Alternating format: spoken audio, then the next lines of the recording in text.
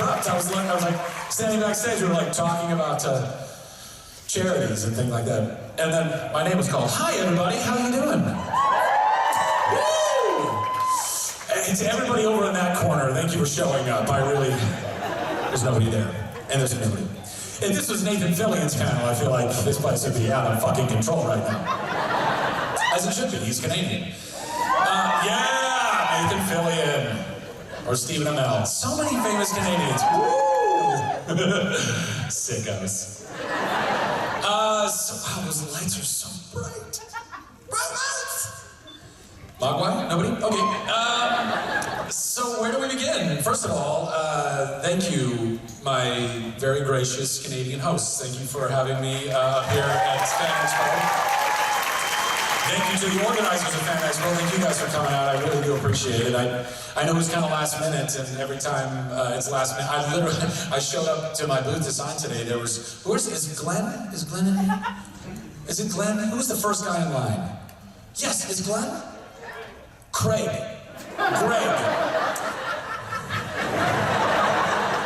So Glenn, I love you, Greg. He was the first. There were like you and one other person in line when I got to the con today, and I thought, oh, this is going to go real well. This is great. 2 people. But look at all you guys here. God bless you. I love you. Thank you very much. You make me feel so special. The reverb in here is intense. Is there any way to? Never mind. So as you guys know, I don't like moderators because I talk too much, and also because I think the conventions are about you guys, so that's all I really want to do is talk to you. So, does anybody have a question that they want to ask me? Yes, I see a hand up over there. Oh, is there a place you have to line up for it? Yes, if you'd like to ask a question, I would ask you to line up here, please. Right in the middle aisle here, so, yes. So you can go around that way, or you can come around this way. Can she ask the first one? I did see her hand, and I feel like it would be inappropriate. Of course, darling, absolutely. You're wearing yellow, too. It made it easy to spot you. Yellow! And so, does anybody else hear that reverb, or is it just me? You can hear it. How does that... Can we turn the reverb down? Is it an effect to make me sound more sexy? It sounds like there's 2 of me.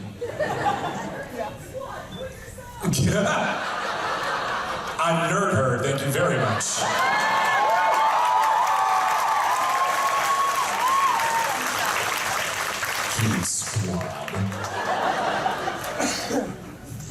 I got it. Yes, darling, what is your question? First off, I want to say thank you. I know you raise a ton of money to a charity close to my heart called Operation Smile. Yes. As somebody with a facial difference, it's huge because it doesn't get any play anywhere. So thank you for that. My question is there going to be like a Chuck movie? Are you going to love Chuck? I need more Chuck in my life. How many times do I have to answer this fucking question? I know, I'm sorry. I'm just kidding. Boxers or briefs? What's that? Boxers or briefs? Boxers or briefs? Is that what we went from? Is there going to be a Chuck? No, Chuck, boxers or briefs? Is it? It's boxer briefs, actually. The best of both worlds, guys. Seriously, this audio, I don't know how this works. Is this better? No! Is this better? Yeah. Really? Yeah.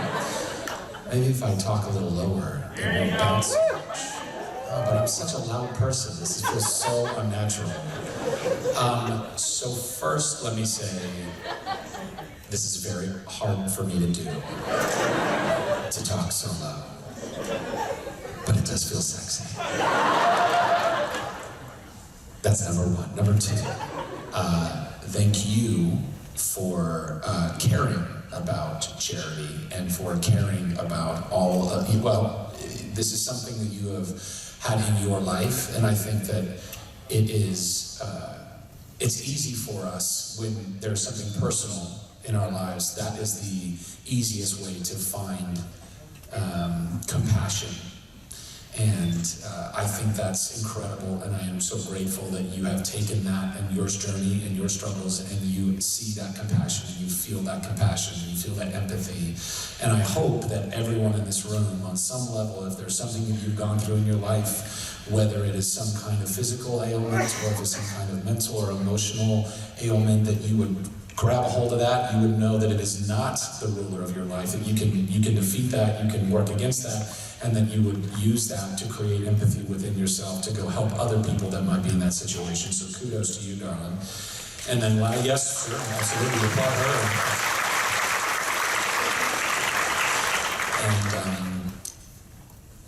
And Boxer Bruce, I think we went over that. So the Chuck movie, okay. I'm sorry, I know. No, God, it's okay. Don't worry about it. I would love to.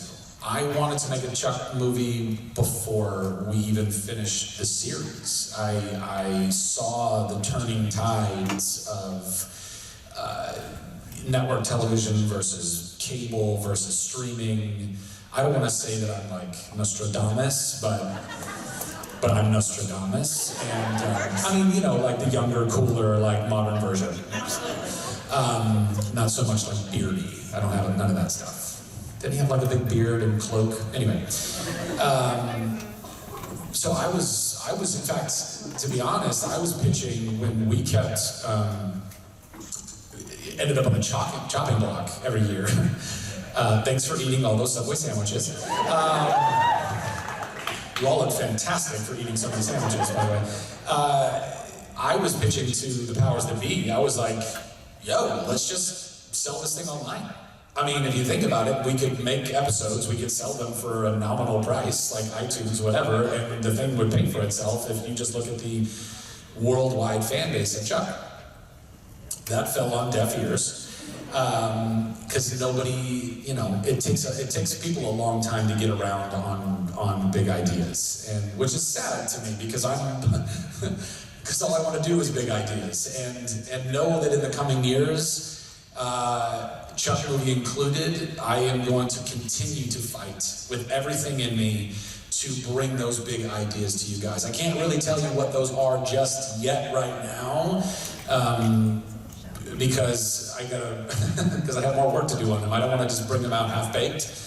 I want them to work, I want them to survive, I want them to be something that makes you feel empowered, and the people that sit up on these stages feel empowered. I want to break down all the shit barriers that exist between us while still keeping it safe and respectful.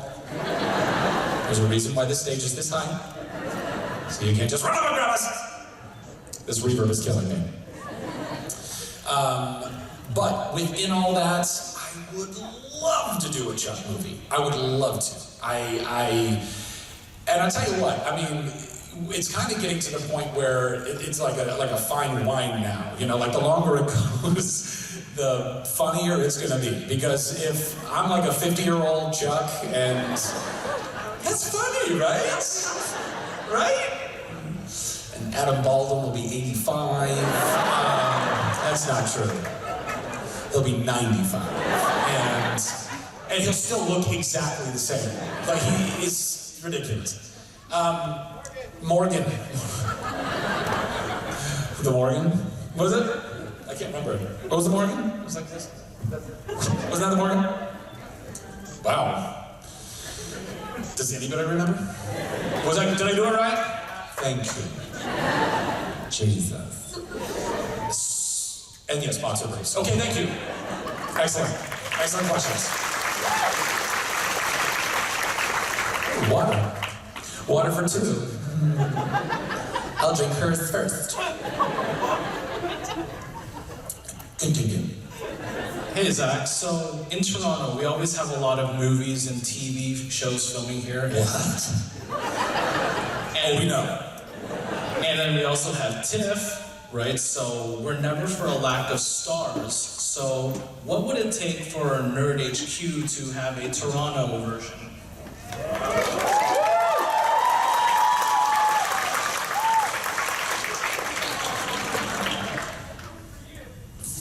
Huh? I love those like disembodied voices. They're like, nobody knows what they said, but they thought it was hysterical. It could have been hysterical. I don't know. I have no idea. First of all, I no matter how many times I hear it, I just love the name Tiff because it sounds like a Valley Girl from like 1986. Are you coming to Tiff? Oh my God, did you see Tiff? It was great this year. Tough. Sorry, just in my own head. So yes, look, I've had a lot of fun working up in Toronto, doing Heroes Reborn and Alias Grace, and oh, Alias Grace is coming out soon, by the way. I hope you guys dig it. Canada gets it first. We did shoot it here, so. Yeah, so here's the thing with Nerd HQ.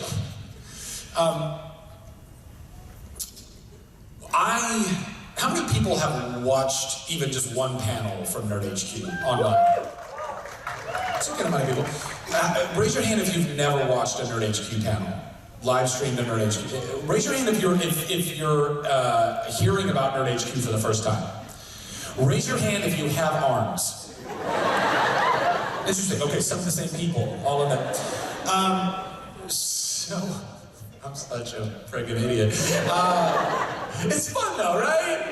So here's the thing about Nerd HQ for the uninitiated. I wanted to create something that I would go to conventions, particularly San Diego Comic-Con, and I would see all of these various things. My like engineer designer brain, as I think I've come to figure out about myself, like I see things and I go, how is that designed correctly? And if it's not, like, can it be better? Can it be made better? And I think there's a lot of stuff and in various parts of our lives and our worlds that could be better, including within the convention world. And, I would see Chuck fans that were, literally camping out overnight on fucking concrete to maybe, hopefully, get into Ballroom 20 to come and see a Chuck panel. That would bum me out. I'd be like, isn't there a way to like sell these tickets like a la carte, and they would know for sure that they have a seat in the panel? Like, there's got to be better ways to do this, apparently. And so Nerd HQ, and then also, like this to me, like, Hall H at San Diego Comic-Con. Has anybody been at Hall H at San Diego Comic-Con? Okay. How far away were you sitting from the stage? Way the fuck back, way back. Probably so far back that you weren't even looking at the person or persons on the stage. You were looking at a massive screen, right? At that point, why are you even in there? Why not be at home, watching it from the comfort of your own home? I mean, there is something to be said for the energy that's in a room. I will absolutely give you that. But there's a lot of things about all that, so I wanted to change that. And part of that was creating panels that were more intimate, kind of like this, really. I mean, it'd be like, from that aisle there, over to that aisle there, and about 300 folks or whatever, and make it all fan Q&A, and make it off the cuff, and, make it more fun, in my opinion. But the problem is that it costs a lot of money, and sponsors, big corporations, they move really, really slow. And I've tried to get multiple iterations of Nerd HQ funded, including at New York Comic Con a couple of times, and once at South by Southwest in Austin. And all of these people, all of these sponsors, when they're on the dance floor at Nerd HQ, have anybody been to the dance parties at Nerd HQ before? Oh, five people, 4, 3, okay. Was it not the most epic dance party you ever went to? Say it loudly. Yeah. They're really epic dance parties. So epic that these sponsors who are now like 4 drinks in and dancing with like Matt Smith, for example, right? So Matt and I met down at San Diego Comic-Con, and then he came to a dance party at Nerd HQ and was like, "Mate, this is like the greatest ever, like, what are you doing?" And I was like, "Yeah, you want to come do a panel?" I was like, "Anything for you, man." And we've been buddies ever since, because he got it. A lot of sponsors show up, or like potential sponsors, and they're, had a couple drinks, and they're now rubbing elbows, and they're like, "Oh my God, this is the greatest ever, we want to do this all the time." And I'm like, great, if I had a contract to give them right then, so they could sign it right then, it would all work. The problem is they leave there, and the whole the whole magic of it, and they're like, oh, well, it's, you know, Q1, Q2, Q3, this is how much money we have for marketing. It's like, you gotta believe in it or not believe in it. So, that's a long way of coming around on. I don't know how to sustain Nerd HQ. I can barely sustain it in San Diego. And so, what I am probably going to do, and by the way, I'm kind of announcing it here to you guys, so, first, scoop. Excuse me, hon. Thank you. I'm just gonna...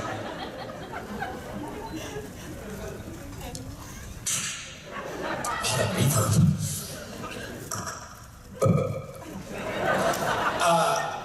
So this is what I'm gonna propose to do.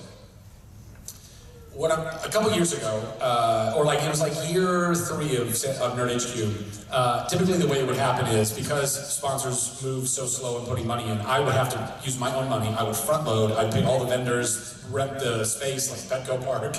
That's very expensive stuff. And then the sponsors would then finally put their money in and I could pay myself back and we'd break even. Well, the third year, we had 2 major sponsors pull out at the last second.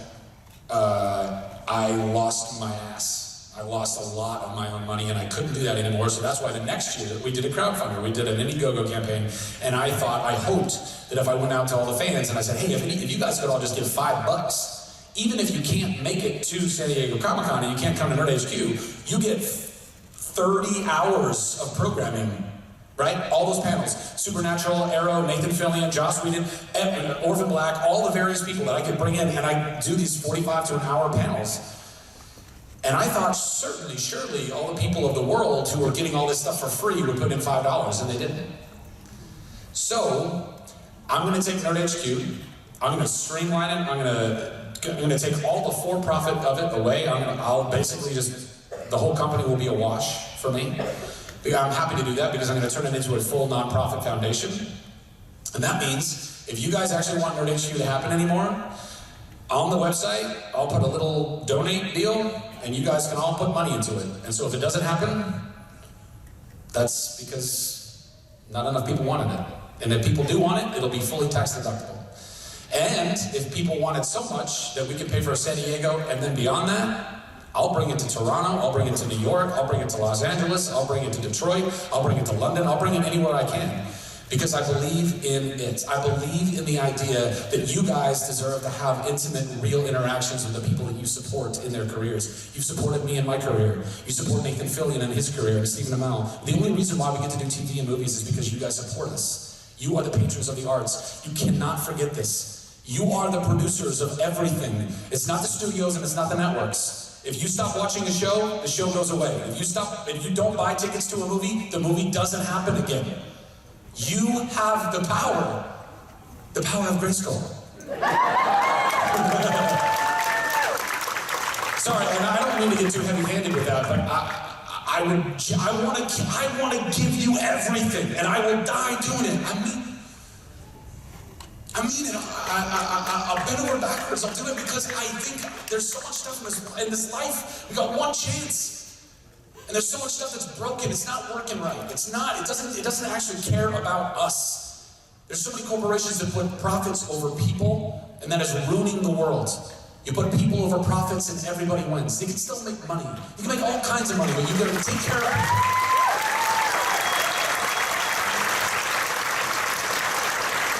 So that's the very long-winded answer of, I hope I can bring it to Toronto one day. Yeah. Hi. And so, you may not remember me from earlier, but... I do. You and your brother came by, right? Stephen? No. Yes? Damn!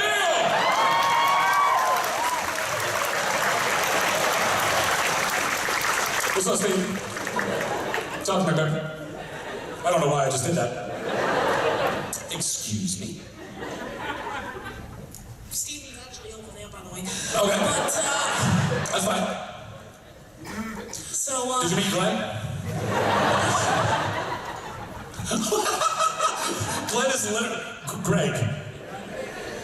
Glenn is now in the queue. I just said, did you meet Glenn? And then I see the hand go... All right, Steve, not Steve. Let's out with it. So, how did do you feel about the ending of Chuck? Way to turn the tide. And I thought me going off on a rant was bringing the mood down. Jeez. Honestly, I think the end of Chuck was, was in fact the end of Chuck.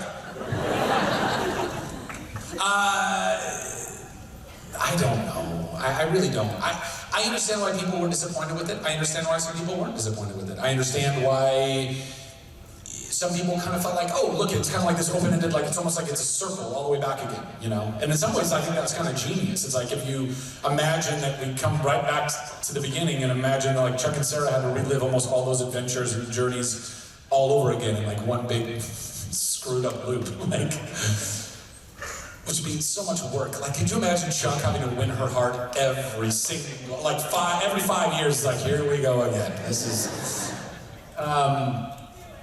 what's that? He would do it. He loved her. Yeah, he would.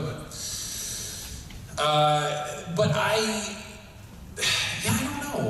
don't know. I also understand why people kind of felt like, man, we invested 5 years into this relationship and now we're not sure. But Chuck was a hopeful show. Chuck was a happy-go-lucky, not entirely always, but it was hopeful. It always, none of the good people died. That's good. Well, most of all the bad people didn't die either. We just tranked the hell out of them.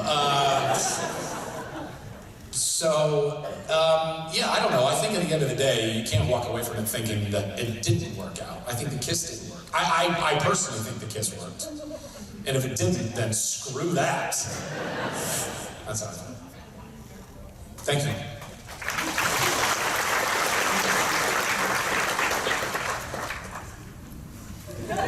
Hello. Trying to take a picture and ask a question?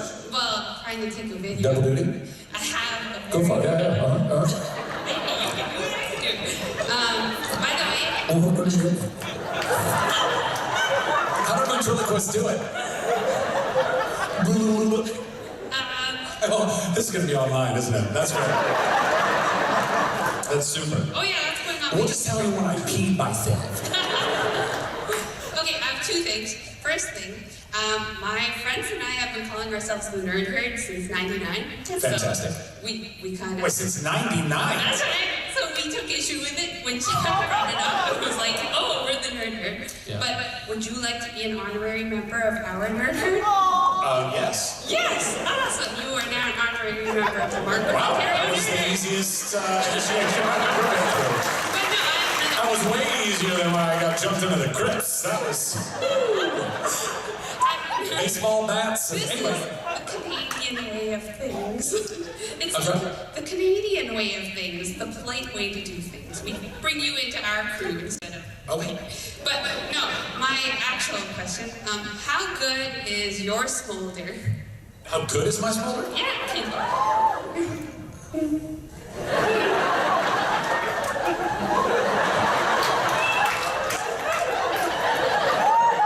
Am I doing it yet? Oh yeah. It works. Is that better? Oh, it's working. Is that smaller? I don't know. Yeah. I can't judge my own smolder. Oh, would you like us to judge your smolder? That's right. Would you like for us to judge your smolder? As a matter of fact, I would love everyone on the count of 3 to do their smolder. 1, 2, 3. I see a whole lot of not smoldering going on. Epic fail. Okay, thank you for being here. It was just great to talk to you. Well, nice to talk to you too. And thank you for initiating me into your nerder. That predated my nerder. You are very welcome. All right. Yes, clap for that lady. Hi. First of all, I'd like to say that you brought to life a lot of my favorite characters, so thank you for that. Thank you. One of my favorite shows, and this is pretty much the only show my family would actually sit down together, is Geeks Who Drink. Is there a chance that that show's coming back? No. Unfortunately, yeah. Geeks Who Drink was a fun show, and I am glad that I did it, and I am trying to develop a new kind of game show, that trivia type of show that might kind of harness a little bit of that fun but be a different kind of spin. Unfortunately for Geeks Who Drink, there were so many cooks in the kitchen, there were so many different like producers and this and that and the other, it just became,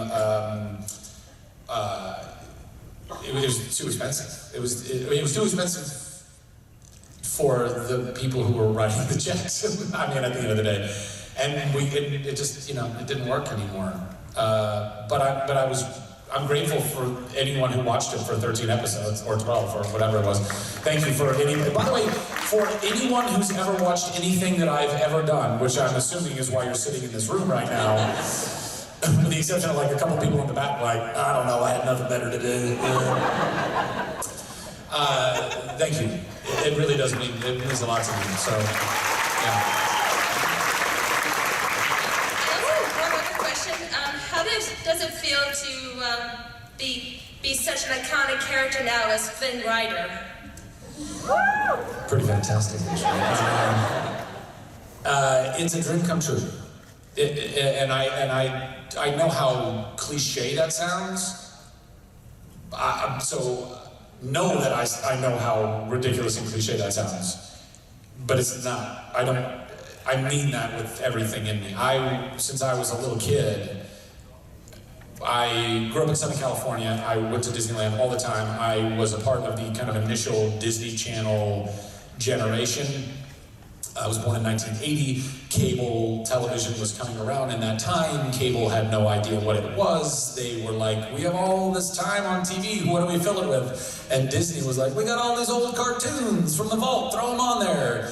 And so I grew up watching all the, like, Pecos Bill and Johnny Appleseeds and all the Mickeys and all the Goofies and all the Donalds and everything and all the movies. And I had 2 sisters. And I was the middle boy between the 2 girls, so that means I saw every princess movie and loved every second of it. Look at this stuff, isn't it neat? Ow!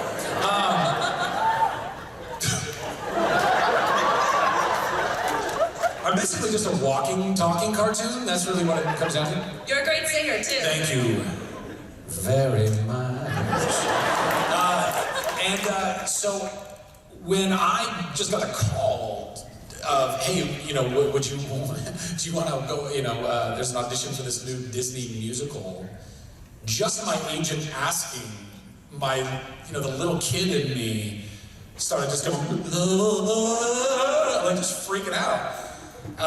And then I got the job, and that was insane. It was insane that you know, I don't know if anybody in this room knows what it feels like to be a child, have a dream, and then that thing actually comes to life. Like that really happened. Like I've been living my dream since I got into this business. I've always wanted to be an actor. I've always wanted to entertain people for a living. I've always wanted to bring joy to people on a regular basis and do TV and do film and do Broadway. I've gotten to check off like almost every single thing on my list. I still want to do it to higher levels. I want to have more impact. I want to have a bigger and more fruitful career. But even if I die tomorrow, it's humbling. It's very, very humbling to know that I've been blessed that much. And I know that's not normal. I know that a lot of people go through their whole lives wishing that they could just have one thing on their bucket list. And I've had, you know, so many. And Tangled and Flynn, and now it's the gift that keeps on giving. Now we're doing an animated series, and I get to keep being Eugene Fitzherbert, and that's just, it just tickles me. It just tickles me. So yeah, excellent question. Thank you very much. Thank you.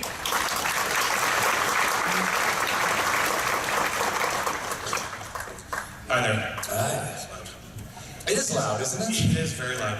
So, huge fan of Chuck. I'm a huge fan of trucks as well.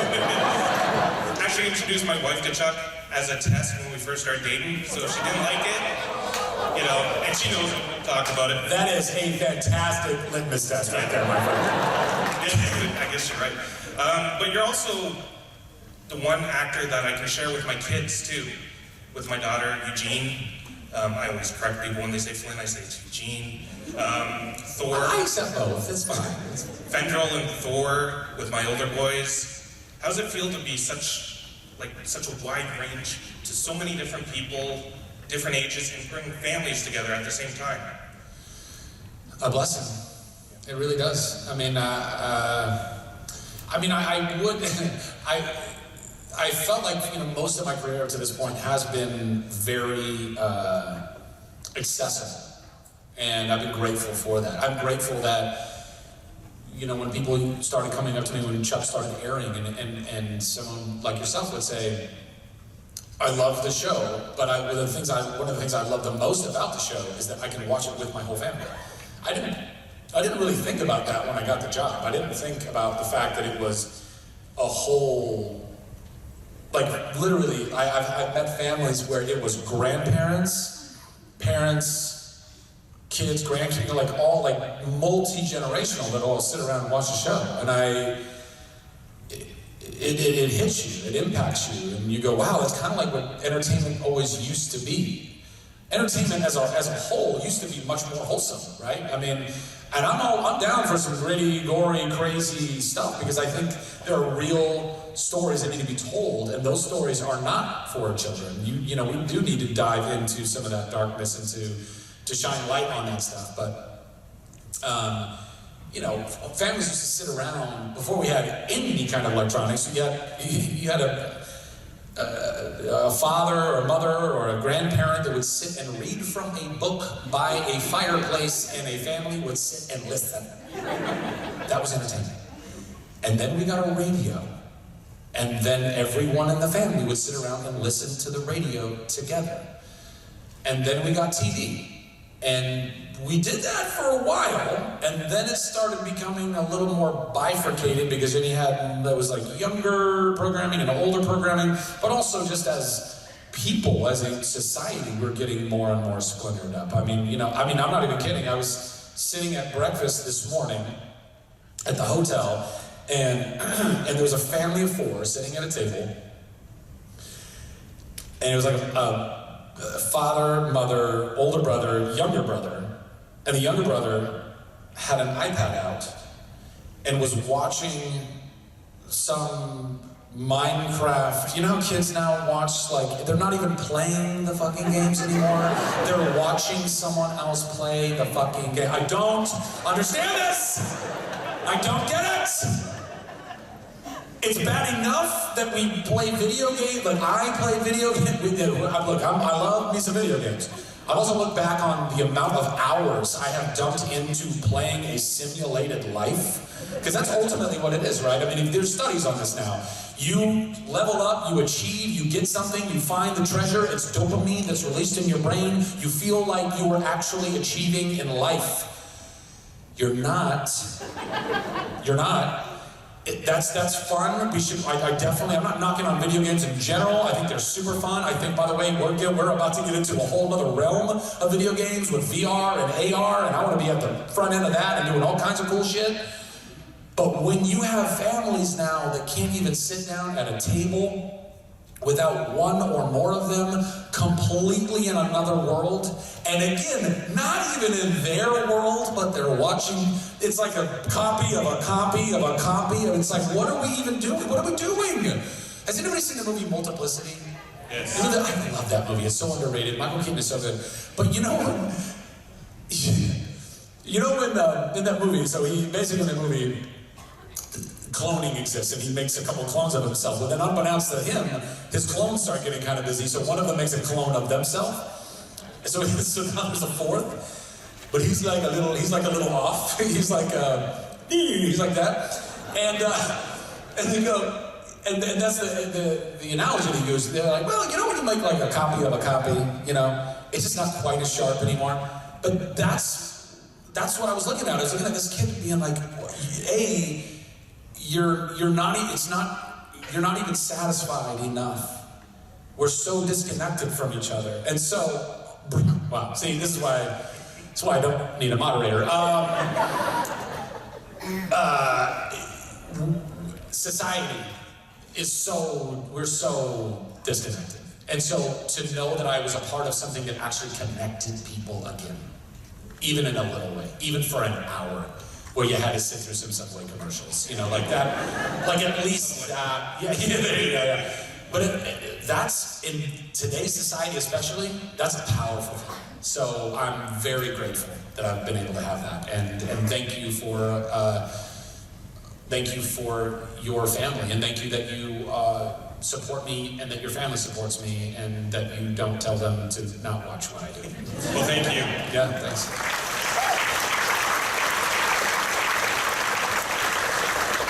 Hello. Hi. Brie. Yes. God! What? Talk to me, Brie. So, I know you're coming up into the psych movie. Psych movie! I'm really excited about Shot in Canada!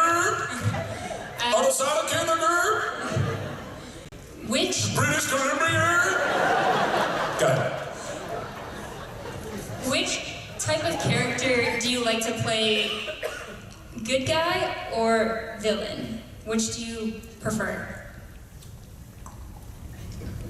Yes. I like that you said good guy or villain. That's like not good guy, bad guy, or hero villain. It was good guy or villain.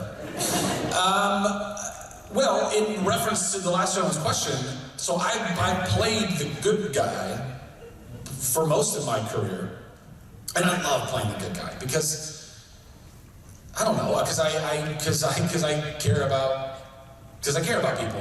It's more inherent, I guess, in me because I really because I love people. My empathy levels that God gave me when I was a kid, they're actually probably unhealthy. They're like unhealthy levels of empathy, if there can be such a thing. I've talked to my therapist about it. Do you guys remember the show Life Goes On? Anybody watch the show Life Goes On? So for the uninitiated, there was a series in the mid-'80s, I guess? Mid-'80s. What was that? Patti LuPone. That's right, Patti LuPone. Patti LuPone! The Lapisi, jeez. But it was the first show that ever had an actor that had legitimate Down syndrome, who was the lead kid, and it was about a boy with Down syndrome who was in high school and the trials and tribulations of a kid with Down syndrome and the family and everything.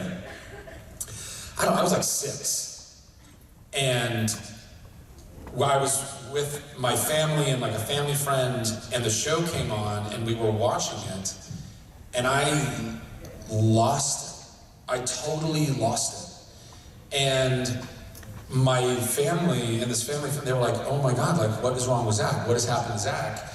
And I just couldn't stop crying because I even at 6, I was like, it's not fair. It's not fair that these people make fun of this boy. It's not fair. It wasn't his fault. He was born this way. And by the way, he was fair. He loved everyone. I don't know if you've ever met anyone with Down syndrome, but they are the kindest souls in the world. They literally are like angels that are on the earth. They are so loving and they're so kind. They are without guile. They are without jealousy or judgment. And my little 6-year-old heart could not take it. Round 2 of that was when I saw Forrest Gump when I was 12. I'm on vacation with my parents. We go to the theater. At some point, I don't know, you get into the 3rd act of that movie, and it's just like death, death, death, death, death. And you have that moment where Forrest catches up with Jenny later in life, and he sees young Forrest, and she's telling him, that's your son. And, this whole movie, you're going along this journey, and you see this totally innocent, again, without any guile, any judgment, just like the kindest soul. And he's done everything in his life, just stumbled halfway through it, but always with the best of intentions, never wanted to take advantage of anybody, while people took advantage of him. And you think, he is stupid as a stupid does, and maybe he doesn't get it, blah, blah, blah, blah, blah. And then all of a sudden, that movie takes a fucking turn on you. And you know this moment because he looks at little Forrest, and he starts crying. Forrest starts crying. And he starts saying, is he like me? I was like, I can't. this man is not as dumb as we've all taken him for. He's aware enough to know that there is something that he is maybe missing or lacking, and he's aware enough to know that he doesn't want his son to go through that same experience. I'm 12 years old. I start crying so loud, like I'm an ugly crier. You guys saw Chuck, you know. Those scenes where I'm crying, like in season 5, when Sarah doesn't remember who I am and she's trying to literally kill me. Spoiler alert, if you haven't watched Chuck, sucks to be you. Like those are real tears. Like I try to work myself up into those places. I couldn't, the people in the theater, God knows what they thought. They probably thought my parents were beating me. I don't know, I was howling, like that kind of a thing. I cried all the way through the end of the movie. Like, oh, my parents kept reaching over and like, you need to stop now. Not making any sense. They didn't understand what's going on. I cried all the way through the credits. I cried all the way through the parking lot. I cried all the way back into the van. I cried all the way back to the hotel. I'm not lying. That is not an exaggeration. That's how much I cried because I felt that bad for a fictitious character. But what he meant, what he stood for, was actual compassion, actual empathy, actual kindness. So, yeah, I like playing good guys. But I think it's important that you challenge yourself, no matter what your vocation is, and you challenge people's perceptions of you. And and it is fun to get a little down and dirty and get a little, get a little evil with things and, exercise different muscles in that regard. I don't know. There's a couple of things I've done recently where I play the other side, where I play villains. We'll see what you all think. So, I might be talking to you a year from now and I'll see you at a convention and be like, hey, stick with the good guys. Because I just didn't buy it. I didn't buy it. Remember that Forrest Gump stuff? Stick with that. Stick with that. That's good. That's good. Anyway, that's all that. Thank you, Bree. Appreciate the question. Hello. By the way, go watch Forrest Gump again immediately. Fucking great. Robin, hello. Yes. I won't do it again.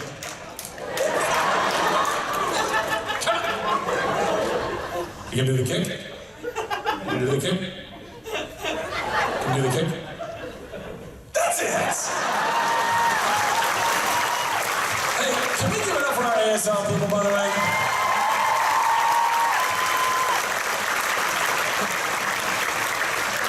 Seriously, you guys are rock stars. Yes, Rob? Okay, so my question is about Chuck. So Chuck came around at about a time when nerds had just started taking over the world. I think we've been doing that for a long time, but okay. We have, but we really started taking over the world around mid-2000s. So Chuck was a show that allowed nerds to be nerds and nerds to be cool. And I just wanted to know if you think Chuck had any sort of impact and any sort of legacy in pop culture as nerds have become more and more in the forefront, as comic book movies rule the box office, as nerds become more and more popular on television. What do you think Chuck's legacy has been in pop culture that way? All hail Chuck. Thank you. I don't know. And I don't know that I will ever know, and I don't know that I need to. I think that the legacy that you leave in other people's hearts and minds. And if there are future generations, future nerds, generations of people who have felt downtrodden, generations of people that are looking for an example of someone who stood their ground.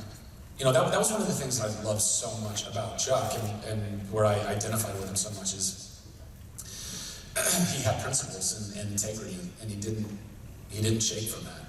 And I think we live in a world right now where, I mean, that's hard to find. It's really hard. Even in our own lives, you know, I mean, if a big enough carrot is dangled in front of your face, it's real hard to toe that line. And I love that Chuck never, ever gave up, and he never gave in, and he remained steadfast in that. And the fact that he happened to be a nerd, or was about things that people might deem nerdy, was also helpful, because that's what I was into as well. But I just think that more than anything, even aside, again, from the nerd moniker, I think we need actual heroes. We need people that we can actually look up to, and it's sad. I feel like it's so few and far between nowadays. You see, and by the way, not that we're all, you know, every hero is broken. Don't ever think that anyone is walking around and their ship doesn't stink. Don't ever, ever, ever think that, because if you do, you are putting your faith in broken vessels. You're always going to be disappointed every single time. But it doesn't mean we don't fight. It doesn't mean we don't care. It doesn't mean we don't, you know, I mean, I don't know. Again, I got to work through a lot of this stuff with my therapist, but, you know, my level of idealism and altruism is, you know, I don't know how to let go of it, because it's like, well, what's the point? What's the point if you can't stand on something and you can't believe in something, then what the hell is the point? And Chuck, to me, did. He stood on stuff and he believed in stuff. Even when people were saying, oh, it can be better for you to do this, or better for you to do that, or you could have the girl or not have the girl, or you could make more money, or you could, whatever the carrots that were dangled. And Chuck's heart remained steadfast. So I hope that the legacy of Chuck is something in that regard. And I don't know that I'll ever know. I don't know that there could be a kid 20 years from now. One of the craziest things about Chuck is that I would argue that, actually, I always love asking this question. Show of hands, who watched the show when it was on television, airing actually on television? Oh wow, that's actually quite a few people. Okay, now show of hands, so who watched the show, who caught it for the first time really on Netflix and watched it on Netflix? Okay, interesting, okay, interesting. So, I've been in rooms like this, and the vast majority is Netflix. You didn't actually watch it on TV, you found it on Netflix. There could be a kid 20 years from now who finds it on DVD, or whatever thing we have at that point. Brain chip.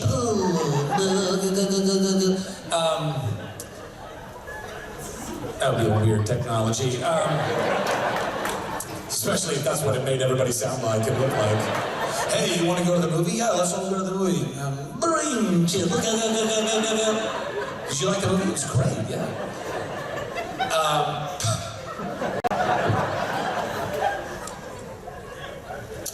All that to say, yeah, I hope that 20 years from now, or maybe there will be 20 years from now, a kid that finds the show and they go, I found a hero. I found somebody, regardless of the nerdiness or whatever, I found somebody that stays and stands on their convictions, you know? So, yeah. You're welcome. Thank you. Hello. Hi. I was wondering, what initially drew you to the character of Chuck, and why did you say yes to playing him? Because he's one of my favorite characters that I've ever seen on TV. Well, what drew me to the role was unemployment, as well as saying yes. Really both of those. Yeah, I mean, no joke. I had done a show called Less Than Perfect for about 4 years. Woo! The few, the proud, the LTP. And that was an awesome experience, and yeah, it was a great experience. It was a multi-camera sitcom, and I had a blast. But then that ended, and it didn't exactly like move the needle for me in Hollywood. So, you know, I was kind of back to square one in a lot of ways, and then I, you know, was going through pilot season, and they still hadn't found their Chuck, and I went and auditioned for it, and I got the job, and then the rest is history. That said, even if it was like on an offer basis, I'd like to think that I still would have taken the job, because I really thought Chris Vidak and Josh Schwartz wrote a fantastic pilot, and I loved the character. I identified with the character. I understood the character. There's so many times when you're reading a script and you're like, I don't know how to even begin to play this character. I'm not even aside from like relating to them, but like you know that you're not. There was a couple of times now I've gotten auditions to play like, you know, like these, like big, like the Drax type of a role in a movie, and I'm like, have you seen my build? What are we talking? Like I can work out for 5 years straight doing like guzzling creatine and shooting up steroids, and I'm not gonna be that guy. Unless you're gonna put like CG muscles on me, then let's go. Let's you know. So, but with Chuck, I was like, yeah, I totally can relate to this guy, and I get it, and I could have fun with this, and again, I loved his heart. His heart was the most important thing to me, and we were able to maintain that. So, yeah. Awesome. Yeah, thanks. Spider-Man. Good afternoon. Good afternoon. Good evening. Depends. Okay. My name is Mark. I don't want to fight about this, man. My name is Mark from Montreal. What's that? Mark from Montreal. Mark from Montreal. I got a question. I would hope so. You have the microphone. Working with Mandy Moore. Could you sing the song "Into the Light"? You mean right now? Yeah, it was a winning song, and you were the best. Won the award. Listen, compliments will get you everywhere. All these days, chasing down a daydream.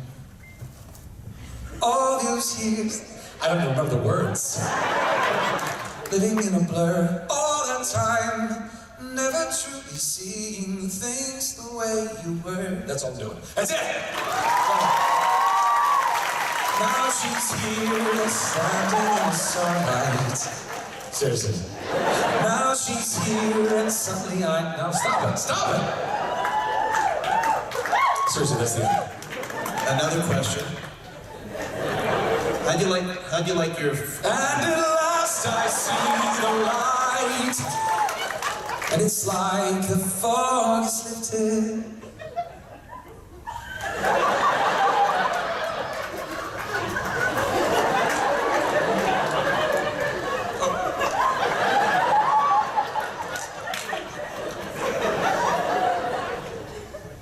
Your first... And at last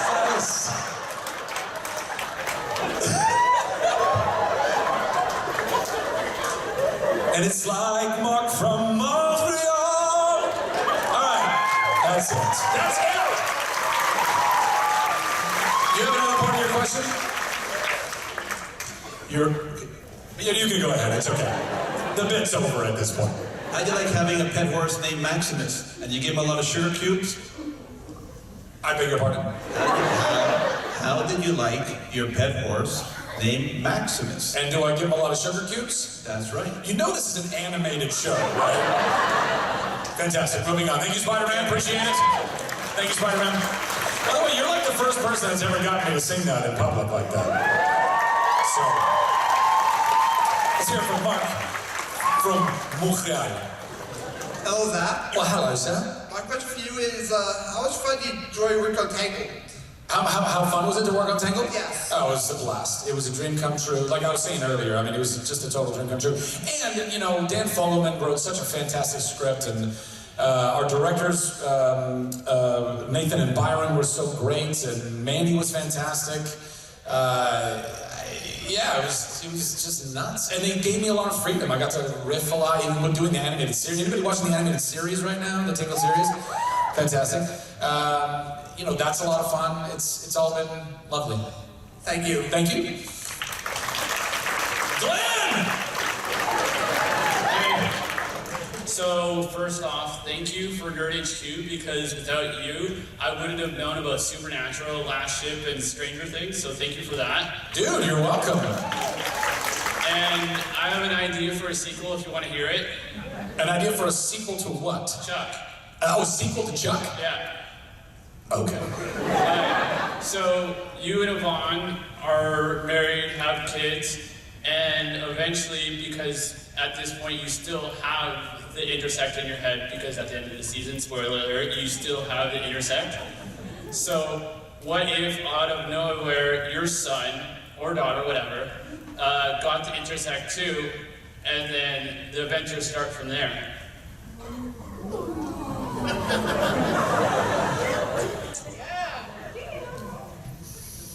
Heard it. No, actually, in fairness, a very similar idea to that has been bandied around the internet for a good long time. But that doesn't mean it's not a good idea. I actually do like the idea of it being something that's passed down to kids and all that stuff. I have been working on an idea for a Chuck movie for a little while. Would you guys like to hear that idea? Yes. Suckers! I can't tell you! I have really been working on an idea, though. I think it's very good. Oh my God! I'm so excited! I cannot. Oh, 5 more minutes. 5-minute warning!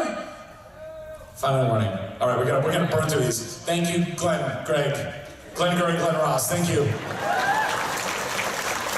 Hello, darling. Hi. Sarah? Bree. Bree! Close. Your girlfriend's name is Sarah? Yes. Fuck you, alright, of course. So as an Australian, I have a liberty to ask about another Australian. Have you played Mass Effect? Have I played Mass Effect? Yeah. I played about 1 hour of Mass Effect 1.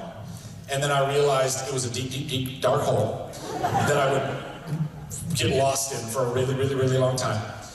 And then I stopped. But I appreciate those who have played Mass Effect. I also hated the action. Like I didn't like the aiming and stuff. It was kind of driving me a little bit crazy. And that's an important thing for me in a shooter. Like I just, it wasn't happening. I know they fixed it. I heard later on that they made it better, but I was over it and playing other games. Okay, play the second game. And just another question. What'd you say? Play the second game. Oh, play the second one? Yeah. Just skip the first one entirely? Yes. Screw that one, just go to number 2. That's fine. All the story that was supposed to lead up to the second one, forget all that. Even though the decisions you make in the first one affect the second game, forget that. No, Yvonne's in the second one, so. Oh, I see. Okay, that's where we're going. This is an Australian thing. Okay, got it. Okay. And what's a favorite moment from Chuck or behind the scenes that you've filmed with Yvonne, or any adventures or something? Any stories? Any like anecdotes? Yeah. One quick one. Josh Gomez and I were both huge gamers when we were shooting the pilot of Chuck and through the series of Chuck. And Gears of War was like pretty hot at the moment. And so when we were shooting the pilot, I brought an Xbox to set.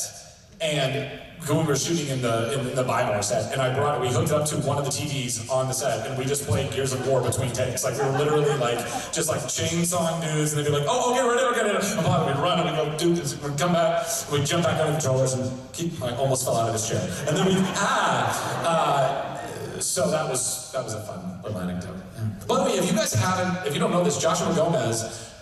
Literally, he's so talented, it just blows my mind. He made an album, and you can go find it if you Google Joshua Gomez or go on iTunes. It's what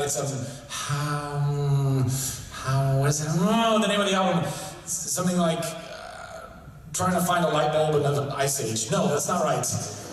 It's something crazy like that, though. So go look for that on iTunes and go buy it. It's really cool. It's like kind of like electro trancey stuff. If you're into that, it's very, very cool. So go support Joshua Gomez. And thank you, Bree. Yes. Next question. Hi. I actually don't have a question. I just wanted to say thank you, and I'm gonna get this staff member here to give you these cookies. Oh. They're vegan. Thank you. Are they cookies? Because tomorrow the dining table can be a lot of fun. Woo! You guys cosplay is crazy! I'm not in my 20s anymore. I'm 44. I bake cookies. I have cats. I'm married. And I just thought I'd say I may not. I don't know. Eat the damn thing. All right. You still alive. Listen, I don't want to fight with you, lady. You got a tail. All right, thank you very much. Appreciate it. Next. We can do this. We only got 3 more. We can do it. Okay, well, my question. The timeline with Jill. Would you change it in any way? Would you have tried to keep her longer, or would you have gotten rid of her sooner? The timeline of Jill. I think it's a fair question. I'm curious. She was there the whole beginning, like the backstory of her and Chuck, and then she came in and left. Well, sorry for see, this is a losing proposition. You realize that, right? There's no way to answer this and not come out totally like I said something horrible. Oh, just say it. I'll just say no. Like look. I'll say this. Working with Jordana was awesome. In fact, working with Kristen, working with Jordana, I was a very lucky man. So I would have loved to have worked with her longer. And I think we, had some great scenes. I mean, including the episode where I kissed Adam Baldwin. I know, right? He has such supple lips. But I don't know. I don't know that I would have changed it. I'm kind of I don't know. You kind of have to look at life and go, well, that's what it was. And you accept that for what it was. But it definitely did kind of take me by surprise when she turned out to be a bad guy. I thought we were just going to break up. Like, well, this isn't working out. Not, oh, you're trying to kill me. Because that sucks. So yeah, I don't know. I wouldn't change it. And that's my diplomatic answer. And now I'm walking away unscathed. Thank you. Hi. So, my question is, working in the arts. Alana.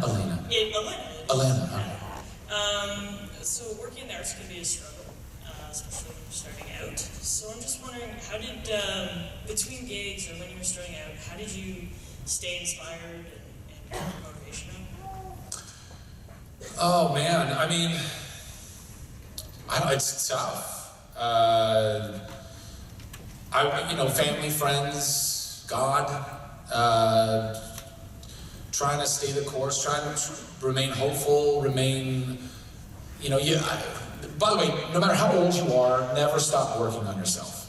Never, ever, ever stop working on yourself. Don't stop working on yourself physically, don't stop working on yourself mentally, don't stop working on yourself emotionally, spiritually. It's super, super, super important. So that's something that even recently, I've been very aware of. Like, you got to keep, if you got downtime, do something that is hopefully enriching your life, and if you can enrich your life and other people's lives at the same time, then do that. And and like even Nerd HQ came from that. I was working, but also feeling a lot of like unfulfillment, and I wanted to do something that was bigger and beyond me, and more altruistic or more idealistic or a big swing, like the things I'm trying to do in my life right now, like moving to Texas and all the crazy, that's another story, guys. We'll get into that on the panel. But yeah, that tends to keep you on your toes, I think, and stay creative and I heard somebody say once that about every 10 years, you've got about, depending on how long you live, you can live a new life like every 10 years. And depending on how driven you are, you can maybe do it every 7, every 5. I don't know. I don't know how long it takes any of you guys to learn a language. But if you really sit down and do it, I want to learn Spanish. I want to be able to speak fluent fucking Spanish. I don't know how long it's going to take me. So far, it's been 37 years. But I want to do that. And I want to buckle down and I want to do it. I want to learn how to play a musical instrument. I don't want to just sing. I want to play an instrument with my singing. I want to get to the end of my life and not feel like I wasted time, but rather I gave it everything that I had, So that keeps me inspired. Yeah. Thank you. Hi. Can I just say Sam? Yeah. Come on! Guys, for real! What's up? That's impressive. Actually, I'm happy you remember my name and not that I brought up my acid reflux. Your acid reflux because you ate a sausage that you shouldn't have eaten? I'm really sorry about that. It's okay. I panicked. We talked about diarrhea for a little while. It's fine. I'll keep this short. I just want to know, in the last scene when you and Yvonne were on the beach, and they did that whole like sad musical montage, what were you guys actually talking about? It's actually a really good question. We were talking about the end. We were talking about 5 years of fighting together in the trenches, and every single scene where you saw me saying goodbye to Sarah, to Casey, to Devin and Ellie, to Morgan, to anyone, and the tears or whatever you see in those scenes, it's all real. In fact, they had to use takes that were, they didn't even use the cryingest takes. Like, they weren't even usable. I walked into Devin and Ellie's apartment to rehearse that scene, to say goodbye to them. It was me and Sarah Lancaster and Ryan McPartlin, and we didn't even get through rehearsal. And it probably wasn't their fault, it was probably mine. Again, if you've learned anything today, it's that I cry a lot. I had the sides in front of me, we started saying the lines, and I just started losing my shit. And Robbie Duncan McNeil, who was our director and producer, who was just a lovely, lovely guy, and was, you know, a part of our kind of papa in our family. I couldn't do it anymore, and he's like, and he just very tenderly comes over and he says, "We're good. We're gonna mark it right there. Let's bring the crew in. Let's get this thing lit." And I had to go into a corner and just cry, because it's not, you know, it's, I still see them. It's not like I wasn't saying goodbye to them for the rest of my life, but the emotion, like when you put that much of your life into something, and I gave it everything. I give everything I do, everything I have, because I don't know better. I'm working with a therapist, trust me. So yeah, you know, it was like, you know, part of it was the sadness of saying goodbye. Part of it was like everything and all of the struggles and shooting 18-hour days sometimes and walking off the soundstage on Friday, or rather Saturday morning. We called them Fratterdays, because we would shoot all the way until like 7 in the morning on Saturday morning, and then we would have to somehow reset our clock and be at work at 6 a.m. on Monday, and we did that for the whole first season. And then second season, we were 16-hour days, and we got it down to like 14-hour days by the last. By the way, these are all champagne problems, I understand. Like, this isn't like going and digging ditches or living in abject poverty. I totally understand that, but it's not all it's cracked up to be either. And and then also when your bosses are asking you to go and promote the show every other second that you're not shooting the show, and I didn't get a day off for 3 years. Not one. I couldn't call in sick. There was only one of me. If a grip or electric or camera guy got sick, they were like, okay, we'll get somebody to come in and do what you do for the day. But there's only one of us, right? So you can't really call in sick. And I couldn't call in sick, and I had to be there every single day. And I had NBC and Warner Brothers having me go fly, sometimes internationally, and go shake hands and kiss. I felt like I was like running for office half the time, and I was selling the show to everyone that I could, and putting on a smiling face even when I was absolutely dead, and feeling like a lot of the times I wasn't even appreciated. Like all of those things, it all just comes like bubbling back up, and you're at the end of it, and the only thing I can liken it to is like someone who ran a marathon. And when you see people run like Ironman or marathons, and they get to the end, by the way, they might have been like 200th, but they made it, and they collapsed, and they just started weeping. And that's what it was. And it was every possible emotion all coming back at the same time, and saying goodbye to these people, like this is the end, and this cast and this crew that were your family, and I saw every damn day, every day, all day, and try to be the best league that I could and fight for them with every chance that I could, because I think that's what your job is as the lead of the show. It's not to say, hey, look at me, I'm the lead. It's to be a servant leader and be like, okay, let's go make sure everybody is taken care of. Let's make sure that they are loved and they are appreciated, you know? Yeah, so Yvonne and I, at the end, we were just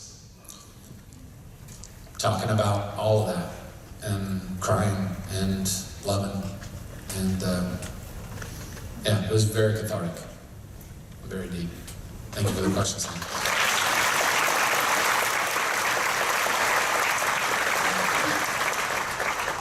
Hi, I just... Last question, don't screw this up now. No pressure, no pressure!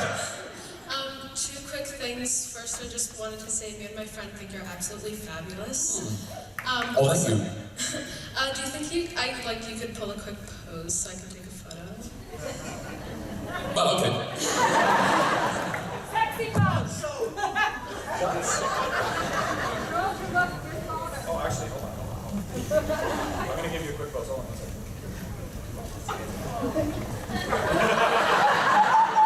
Wait a minute.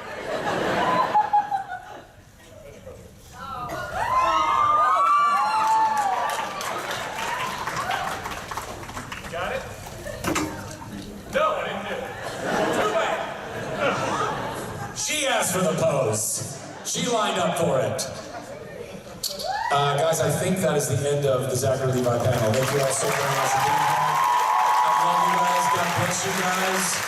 I hope that I get to see you more either in Toronto or other conventions. I hope that whatever I might do in my future, you'll be along with me. I fight for you, and I hope you'll fight with me. God bless you all. I'll see you later.